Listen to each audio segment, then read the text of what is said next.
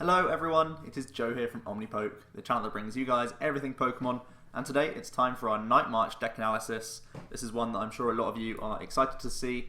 A few introductions from Steam Siege make this deck potentially even stronger, even though it has been a dominant force. Definitely US Nationals, it seemed like easily the most dominant deck, so looking at Worlds, this looks like a real strong contender, and it's one of these decks that, even though there are plenty of decks out there trying to counter the deck, even then it can just power through because the deck is that strong.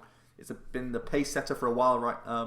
Pretty much all season, just being so aggressive, so fast, and looking at Worlds, we just have such a nice card pool right now that the deck is really optimized to a point where it's pretty absurd. So let's get into the list. First of all, we're just playing 4 obs of all the Night Marches. Pretty simple stuff. Those of you seeing the Night March deck for the first time, welcome, I guess. You must be a fairly new player. But basically, you compress away all your Night Marches. That's how you get your damage. So we have to max out all of these guys. These are the only Pokemon with a Night March attack. So there we go.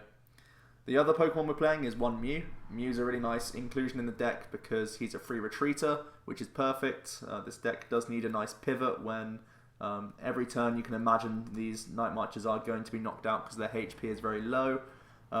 Move into the Mew, play out your turn and then retreat how you like, or use him as the attacker thanks to his ability Memories of Dawn. We can copy another Night Marcher, so pretty good stuff. If we don't have a Dimension Valley in play, we can just copy a Joltik, or if the D Valley is already in play, we can copy with a Pumpkaboo sat on our bench, which is pretty nice. It means we can sometimes overcommit a bit much on Night Marchers. It lets us go that extra step further because we need physically less Night Marchers to attack with, so that's also pretty cool. From there, we just have 3 Shaymin EX.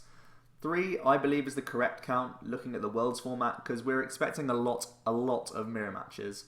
And having an over-reliance on Shaymin EX, sometimes we've played 4 in this list in the past, that over-reliance on Shaymin, basically forcing yourself to put them down, because the deck is so reliant on Shaymin, pretty much makes you a lot weaker in the mirror. So we don't want to have to do that. We want to have the slightly lower side of the Shaymin EXs, so we can rely on other means of draw and hopefully get away with not putting this guy down too many times against Night Marches in the mirror match. Onto the items, we're playing 1 Town Map. Town Map has often been found in Night March. It's one of these really nice luxury cards that once you find it, because this deck takes prizes so quickly, turn after turn you're trying to take at least 1. Most often it's going to be 2 prizes a turn. That's how the deck functions and how we try and win our games. Town Map letting us see what we're doing for the following turns means that we can access cards like Puzzle of Time, Double Colorless energies if they've been stuck in the prizes, and also extra Night Marches so that we're not limited to our damage. So plenty of important reasons why Town Map is worth the slot in here. Next up, we're playing 1 Target Whistle. This is obviously a good card in terms of targeting EX Pokemon. Oftentimes it's this guy, Shaymin EX, that we're going to try and target. We knock one out early, we Target Whistle it back to the bench, Lysandre it back up, and take 2 more easy prizes on it. It's pretty much a staple in Night March these days. One of the new cards from Steam Siege that we're playing, though, is also 1 Captivating Pokepuff, and this opens up a whole different bunch of lines of play. Again, this is a card very much focused on the mirror match. If you find this in mirror, you've got 2 cards, which basically means that Shaymin is not safe for the opponent. They can't put it in the discard pile, so they can't do Painful Sycamores or whatever, or Ultra Balls. And Captivating Pokepuff means even if it's in their hand, we can target it, get it onto the bench. Cool plays with this is if you actually start attacking with Joltik in the mirror, it can sometimes bait people to come down. They go, oh cool, I can go to my Shaymin, I can Sky Return up and take the knockout on Joltik, everything's good. You've baited it, Pokepuff gets that Shaymin back into play, your opponent's revealed the fact that he's got the Shaymin in hand because he Sky Returned it back in, and boom, you can Pokepuff it, Lysandre it up, take the 2 prizes. Pretty nice, neat play. In general, if you're just going for your opening turn, you can go for that Gambit. Sometimes you get lucky. At the very least, you get knowledge of the hand. Sometimes, just in general, getting knowledge of the hand is good on turn 1. If you're going first and your opponent just starts something and you don't really know what they're playing yet, like if they just start a Shaymin EX, pretty much every deck plays Shaymin, so if you just Pokepuff along the way, you gain the knowledge. You can be like, oh wait, I'm actually up against an item lock deck. I better VS Seeker my stuff back for the following turn. Stuff like that. Things that you wouldn't know without Captivating Pokepuff. So even the knowledge alone, I know like you'd never play Handscope in any of your lists. It never has been done, but sometimes even if you don't get the cool effect of catching EXs from their hand, getting that knowledge can be helpful at times. So yeah, it's one of these cards again that we can Puzzle of Time back for and try and get lucky on again. So I think it's a nice inclusion as a one-of. I don't think it's completely necessary. This could be a speed card or another consistency card. But at the moment I'm liking it in here to try and win out mirrors, which is pretty cool. We are playing one Startling Megaphone. This is really big for big EX decks using Fighting Fury Belt or fighting decks using Focus Sashes. We've got to pop them. So Startling Megaphone is going to help us do that. Of course, again, it can be recycled with Puzzle of Time when need be. Also against Garbodor to a lesser extent. It means we can get our Shaymin EXs back online if we're being end and stuff. We have more outs, so pretty cool. Next up, we've got 4 Trainer's Mail, just the consistency cards. Lots of 4-ofs in this deck. 4 Compressor, again, pretty simple stuff. No real debate around these cards. 4 VS Seeker, 4 Puzzle of Time, and 4 Ultra Ball. I don't think these will be changing in Night March for a while. There's a debate around the Trainer's Mails. Obviously, I'm playing the full 4 count. I know the US Nationals winning list, although it was a Vespiquen build, it played no Trainer's Mail. Instead, it focused on Unknown. In this list, because we're not playing Escape Rope, you may notice it's one of the cuts that we've made. I don't feel comfortable having even more suboptimal starters if you have these as unknowns. It does make you slightly better against N in a lot of matchups, and it makes you slightly better against Item Lock. But in general, I just like pure consistency and pace, and that's what Trainer's Mail can give you. So pretty much these 4-ofs are pretty much here to stay for Night March. Onto tools, we just have the 1 Floatstone. The 1 Floatstone is just to move stuff around when need be. I don't feel like we need more Floatstone. I think I'd definitely keep it 1. If I was to introduce anything else, it would probably be the Escape Rope back into the deck if you really feel uncomfortable. At the moment, it's not too big of an issue. Mew does solve a lot of those sorts of problems on his own, so I'm happy with the 1 float. Then, following on from that, 2 Fighting Fury Belt. That's also a pretty standard count Fury Belt, so that you can buff up your HP of your dudes, so you stay out of range of different things. Like Seismitoad EX, you have a lot more survivability if you get this on early on in the games, gives you a much better matchup. Against Trevenant, even if you get this on turn 1, you can survive a couple hits, and that's pretty good for you. Means you can even survive a Bursting Balloon hit if need be, so just great to find it on the early turns, but also just in general, more HP, stuff like that, all good things. For the stadiums, we're playing the 3 count of Dimension Valley. It's kind of the safety count right now. I think if you're really digging for a slot, you could potentially go down to 2, especially in this list with Pokepuff, because we're in mirror, we're going to bait with Joltik and then try and puff them. That's, you know, a line that I'm going to go for at least, which means you're not solely reliant on your Dimension Valley. But there's plenty of matchups where there's annoying stadiums that you need to bounce, and you need to, oftentimes you want to be attacking with Pumpkaboo over Joltik, so I really like the 3D Valley in here. I think it's the safe account, but again, this could be one of your cuts.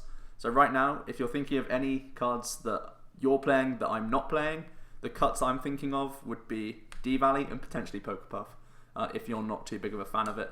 But from there, I think most of the stuff is pretty standard here.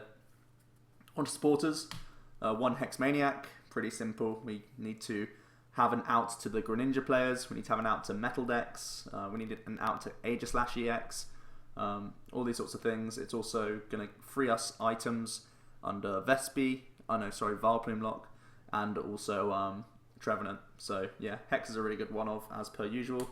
1 AZ. AZ retains its slot in the list, so that we can pick up Shaymin EXs in the mirror matches. Hopefully they're not playing Pokepuff, I guess. It just means that we can sometimes get the use out of Shaymin just for draw, because this deck does need to do that, even in mirror, because Fury Belt can force more compressors and stuff like that. So we need to at least get a couple or a handful of 9 marches in the discard pile in the mirror. So AZ can help pick up those Shaymin EXs. It's also a guaranteed moving card. Like, we only have the 1 float, so we've also got AZ to sort of back us up there. We are playing 1 Teammates. Teammates is again a pretty good card for this deck, because you can just simply fish out 2 cards that you need. If that's just a Night March and a DCE, that's pretty cool. That means you're attacking again for a turn. It can also grab you puzzle pieces, your one-ofs, so many reasons why Teammates is a great card. Even just compress it early on and have VS Seeker value later on in the game, it's still really, really strong.